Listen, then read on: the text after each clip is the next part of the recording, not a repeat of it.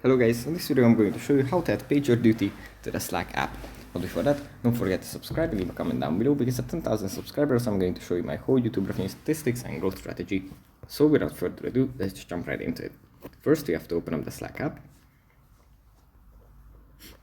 And here it opens up in the home menu where we have our channels, our direct messages and some tips. From here we just have to select the channel that we want to edit. Then we just go into connect apps. And here we scroll down and find the AI powered productivity section, under which we find PagerDuty Copilot. You just tap on that.